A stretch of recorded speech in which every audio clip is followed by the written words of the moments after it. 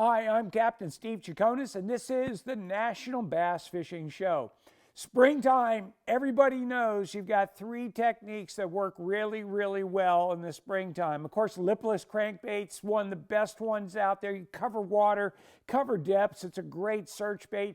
Jerk baits, suspending jerk baits, you get those fish that 55-degree water, that the water's clear and they want to come over and eat, and you can kind of cover water with it, just jerk, jerk, pause. And the Carolina rig. We don't hear a lot about the Carolina rig, and I'm going to talk about that today. And we'll get to the jerk bait and the lipless bait in the next couple of videos. Carolina rig, what does it do? Well, first thing it does, it keeps your bait in a horizontal presentation. It involves very little tackle, an egg sinker, a plastic bead, a swivel, and a hook. That's it. I like to throw it on a longer rod. Now, spinning gear, you can use it, okay? You're going to use braid. I suggest 30-pound braid on spinning gear, 30-pound braid on casting gear. Tie that to a leader of about 12-pound test, maybe 14-pound test. Gamma Edge fluorocarbon is a really good one to throw.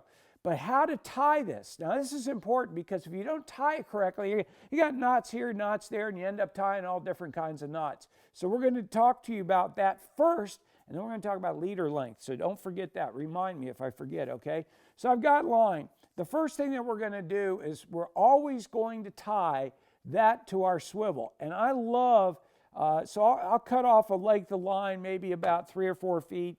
I got plenty of line to make my leader. And the leader is all going to be dependent on a couple of things. It's going to be dependent on the water clarity and the water temperature. It's usually those two factors for everything that you do. All right, so now I've got my leader line. I'm going to double the line, and I'm going to tie a Palomar knot. So I'm just using a regular swivel. This is a pretty good swivel. Helps keep the line from getting tangled and allows that bait to kind of turn and twist in the water without a whole lot of resistance.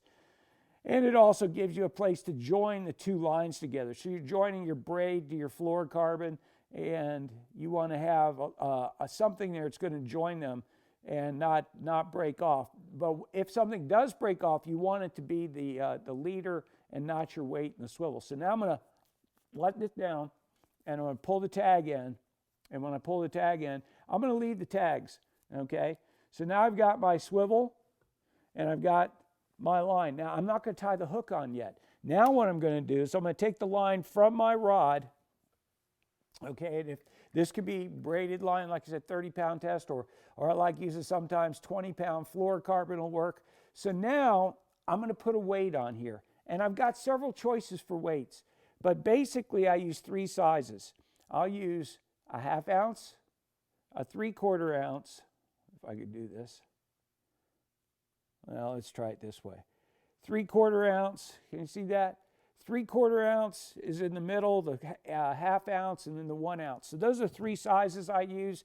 Tungsten is very key because a lot of times when you're dragging a Carolina rig, you're going to feel what the bottom is. And you might feel a transition area like rock to sand or sand to gravel or mud. You might find that transition line, and that'll be your key as to where the fish are located, because bass, they love to be on edges. That edge doesn't have to be a wall, a dock, or a grass edge. It could be the edge of a contour, a drop-off, or it could be the edge going from sand to gravel, gravel to mud, and all that, okay?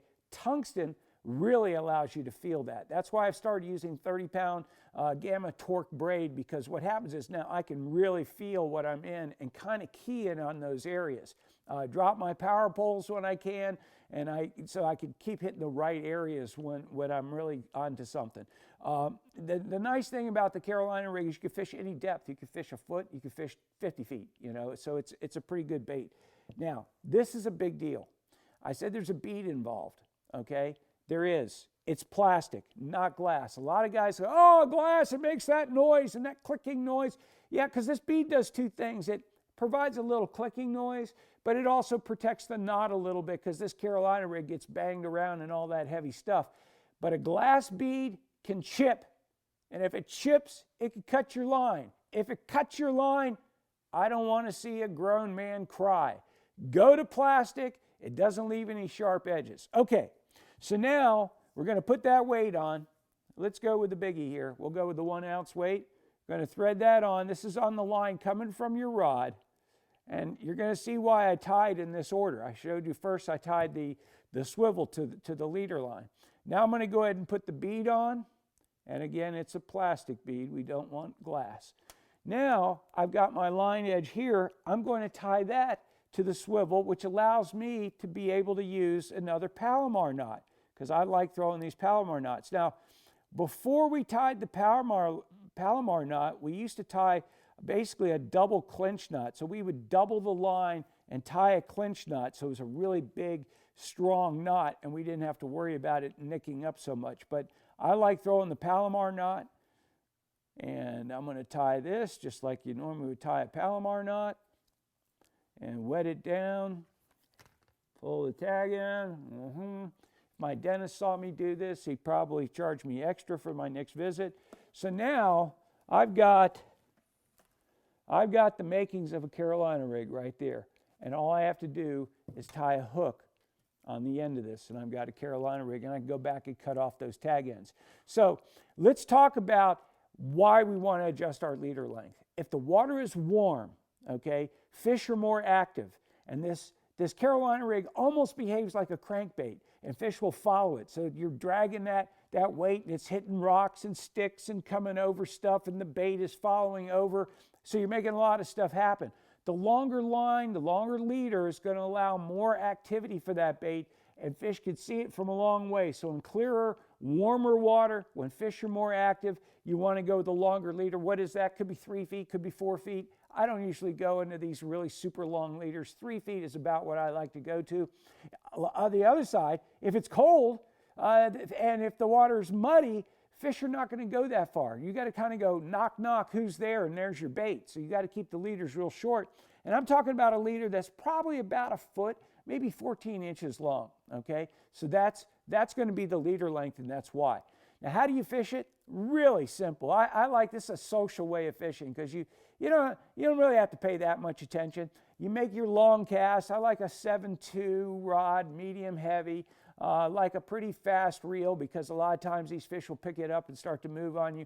Now, I want you to pay attention here, because if you're lifting this, okay, let me cut off these tag ends so you don't get confused. But if you're lifting this rig, you're not allowing it to stay in contact with the bottom, and you're ending up with a bait that's going up and down and not dragging along the bottom, which is what you want to do. You want to keep this thing horizontal. Okay, so now I've got this thing and I'm dragging it. Okay, so when I make my hook set, I want to make a hook set this way. So I want to sweep the rod. If I do a snap set, you see that triangle right there? That's a 90-degree angle. When I go to snap set, I have to go about an extra foot before I establish contact with that fish. So if I'm pulling it this way, I'm in the same plane, and I just sweep it, and I'm going to drive that hook in. But if I do a straight up and down snap set, you see that gap in the line? I got to take that slack out. And a lot of guys will miss Carolina rig fish because of that hook set. So make the long cast, move the bait with the rod, okay? Don't use the reel. Just kind of move it, move it, move it. When the rod gets at a 90-degree angle to you, when it gets at a 90-degree angle, reel back, stop, move it a little bit, stop. Move it a little bit, stop. Move it a little bit, stop. When the rod gets at a 90-degree angle, reel back to it. You'll feel a tap, tap. Sometimes you'll just feel the fish kind of pulling with it. And I kind of call it using soft hands, where your hands kind of allow that fish to pull that rod, winding in till you feel that weight, and sweep set. Do that. You'll catch a lot of fish with this. You could use it on the edges of grass. You could throw it in sparse grass. You could throw it in rock, gravel, anywhere you want to throw it. It's a Carolina rig. It's a killer in the spring. Try it year-round, especially in the summertime when you're trying to probe a little bit deeper water. I'm Captain Steve Chaconis. This is the National Bass Fishing Show. Tell your friends about us and share this video if you like it. Thank you.